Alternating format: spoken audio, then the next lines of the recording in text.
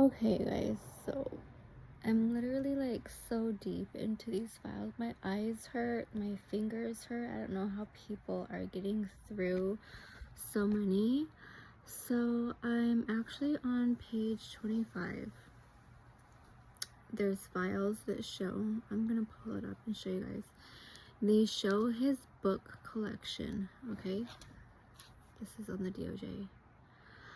I'm literally like straining my eyes trying to look up every single book because I want to get inside his head. The whole psychology of this is just, it's so hard. So even if you zoom in, you can only really read the books that have the big letters. So the obvious ones that stood out to me, I looked up. It's so crazy.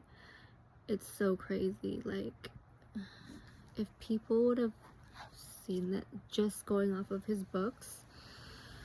So I looked up one called Great Land. I'm like, oh, that one doesn't sound so bad. They made this into a movie, and you can watch the movie also. Basically, it says, trapped in a world of perpetual fun and interspecies love, ruled by a universal mother, a teenage boy crosses the forbidden frontier to save a childhood sweetheart as an absurd election and a deadly virus lead to chaos and violence. This is just one of his books that I looked up. Great Land. Is he getting all of these ideas from these books? Because I'm like freaking out. This is like, you can see this is what kind of, I'll just play it for you guys. It might be long, but never mind. These are the characters. They just all have this creepy vibe, satanic worshiping vibe.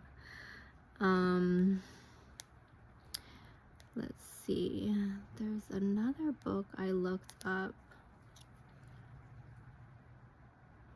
Obviously you guys can't probably read that, but there's one, oh my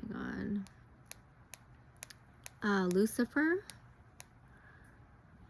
It's right next to Ghost Towns of the West, which is the big brown one. So I did look up Ghost Towns of the West. It was basically talking about what abandoned haunted towns are left. Right next to it is a book that says Lucifer. I don't know if you guys can see it in the brown. And then the black book is the Lucifer book. And then the book on the top called Surviving. So I looked this book up. I'm like, oh, this is probably like, what, human survival?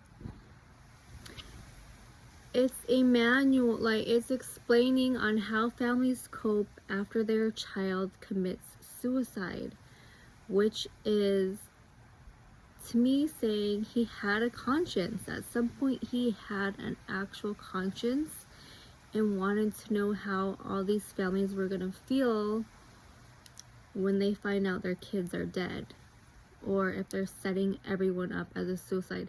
How are the families gonna cope? That's the book called Surviving on his bookshelf. There's just like, these books just tell everything, and whatever is going on through his head, just aside from all the statues and other things in his house, I feel like people really need to just like dig into all the books and also see, because the one explaining the election and the pandemic and the chaos and the violence definitely came from that book.